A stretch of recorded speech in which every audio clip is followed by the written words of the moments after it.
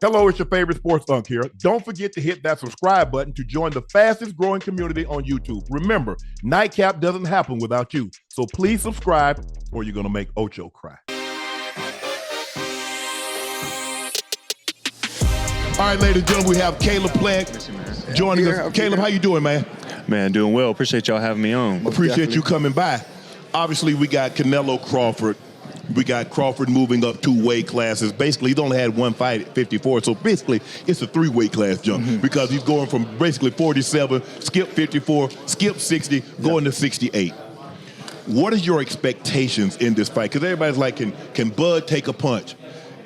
When he feels Canelo's power, will he retreat or will he try to send something back? How do you think this thing plays out? Well, I think it's going to be a good fight. I don't think it's going to be a snoozer. I don't think, and if we were to take a guess at who would allow it to be a snoozer, we'd have to guess Terence because he's in the lower weight class. If he gets hit, is he just going to get on his bike? Right. And that's just not in Terence's DNA. No. If he feels his power and thinks, man, I'm going to have to land something big or he's going to land something big, one of us has got to go. Right. Terence is the type of guy who will go out on his shield respectfully because that's just the type of person it is. And there's no stage that will, that he'll change course from doing that. You know what I'm saying? So I think it's going to be a great fight. We thought we was going to get that type of fight with Charlo. And it seems like when Charlo felt Canelo's power, all of a sudden he's like, no. Yeah. But knowing Bud, watching Bud fight, that's not Bud's mentality. Bud is going to push forward. Now, I don't recommend standing in the pocket.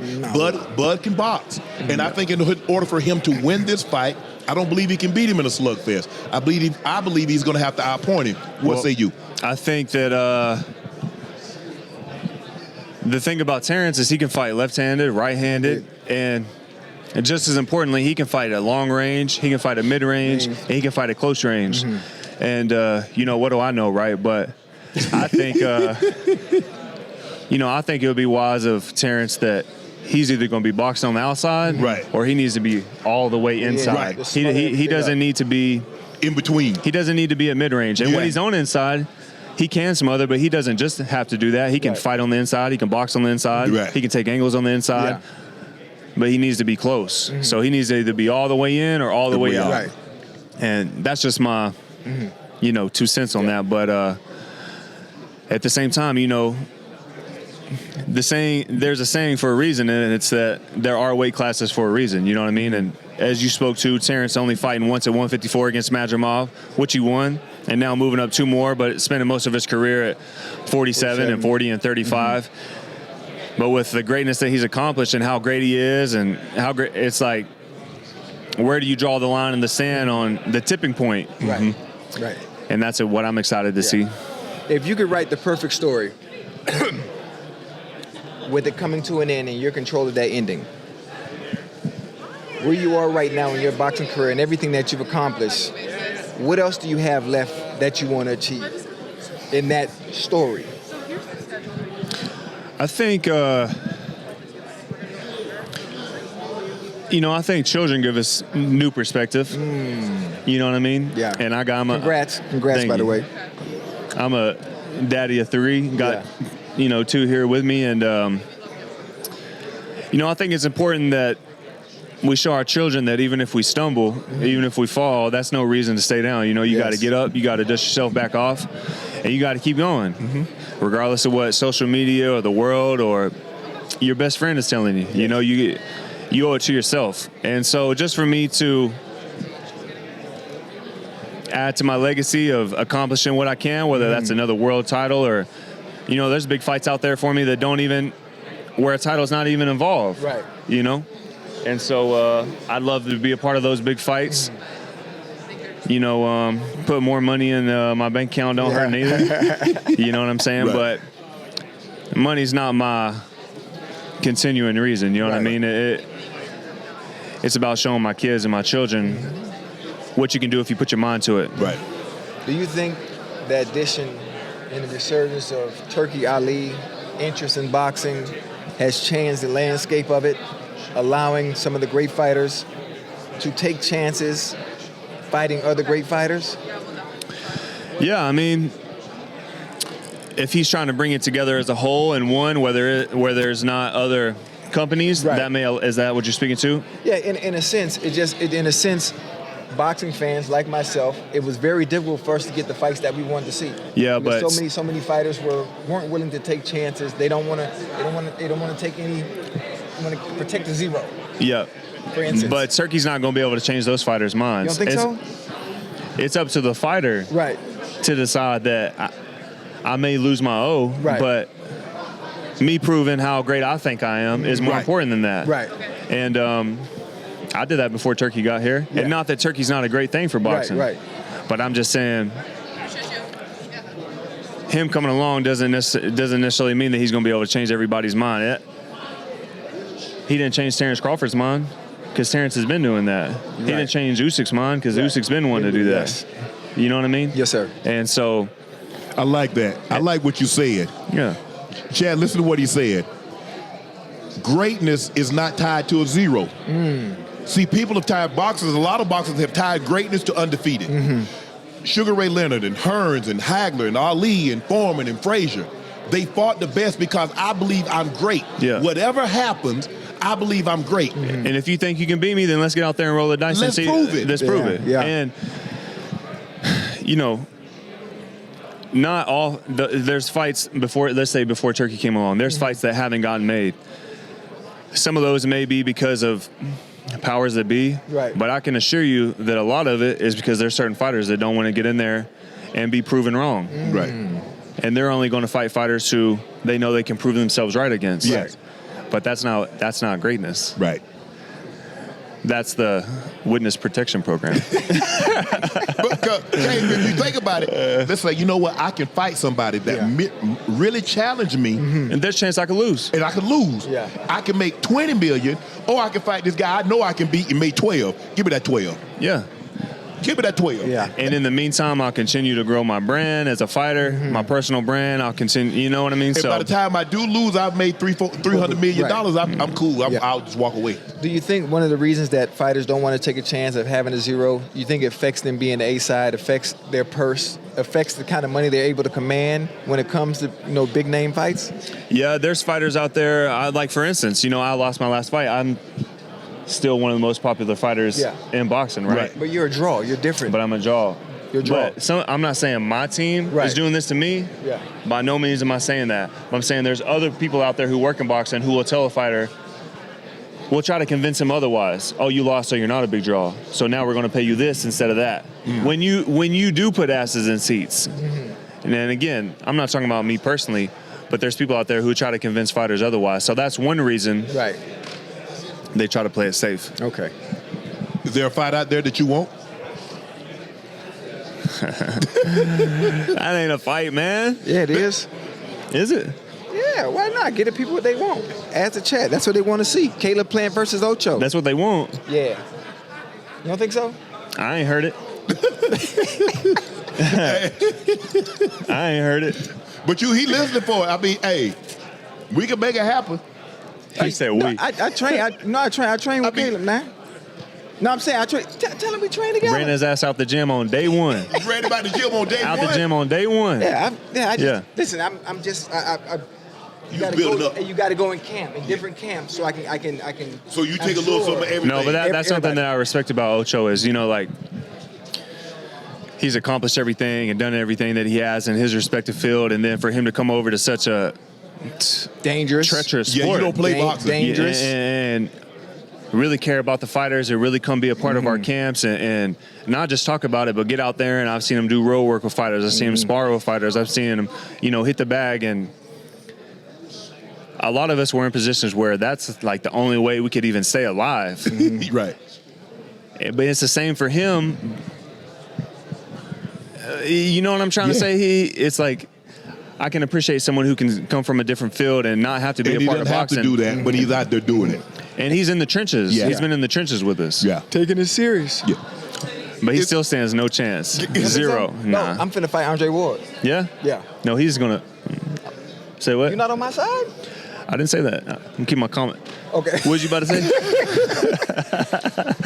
This fight, Canelo Crawford, this is you know, a fight that people really want to see. And we haven't had a whole lot of those, Caleb. Is that why you think we're seeing a lot more of the exhibitions? I asked Jim Gray this earlier. We're starting to see a lot more exhibitions and guys making 10, 15, $20 million doing exhibitions. So you might have to go in there to exhibition. Would you get in there with Jake Paul?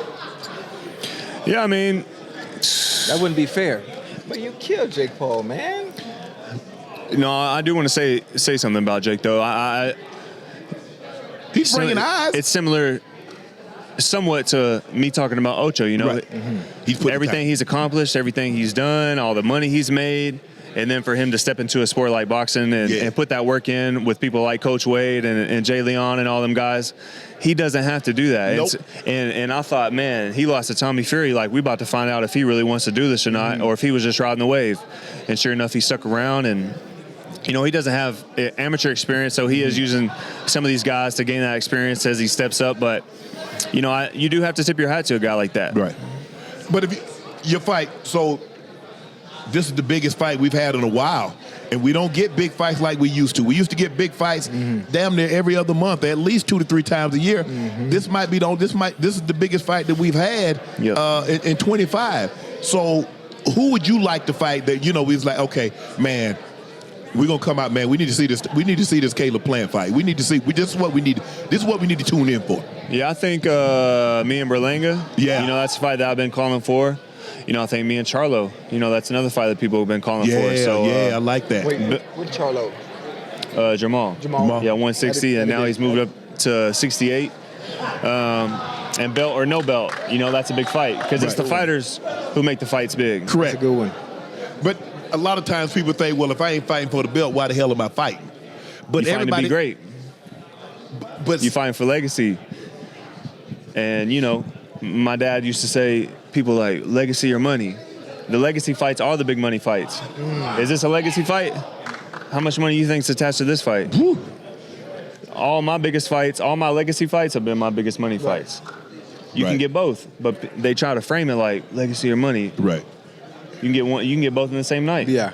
I mean, if you go back and if you look at all the historically what we think are great fighters, from Sugar Ray Robinson to Muhammad Ali to Sugar Ray Leonard, Armstrong, whoever, they lost. Berto Duran got about 16 losses. Yes, He does. Horse hands. He went. Now Duran went like 85-0, and then he started losing. But when you look at it though, Caleb, when you look at these guys, is that the O has become so prevalent. And Floyd, and so now everybody thinks they're going to be Floyd Mayweather. Even if you retire undefeated, people are not going to look at you like they look at Floyd Mayweather. And not to mention you messing up right off the rip if you're trying to be somebody else. Yeah. Because guarantee, you know, you guys probably had influences and guys you looked up to in the NFL. But you weren't trying to be them. No. You were trying to be Shannon Sharpe. Yes. You were trying to be Ochocinco. Yeah. Yes. And if you spent your whole career trying to be this guy, trying to be that guy, we wouldn't even be talking right now. Yeah. Correct. You're right. Yeah. You're right. You'd be making me a hamburger right now. Ain't that right? So you won't plan. We can put this together. I can have my people call his people. We can put a 5-round exhibition. 5. That's disrespectful. I've been doing this for 6 years now. He 10. can't even count to 5. 10. You want 10 rounds? Okay, we'll do 10 2-minute rounds. Nah, 10. That's disrespectful to the sport. Look, we'll do 1 minute round, 3 minute rest for you. Nah, I don't need no rest. I ain't stopped training since we trained here in Vegas. Yeah? I still been going. Yeah, I'm on year 6 So what now. what weight we gonna fight at? How much you weigh? We get catch weight What you weigh? right now. Yeah. Like 230. You lying. No, I am. You lying. Feel my arm. You got a string hanging from your shirt. Oh, that's your arm. I thought that was a string hanging from his shirt.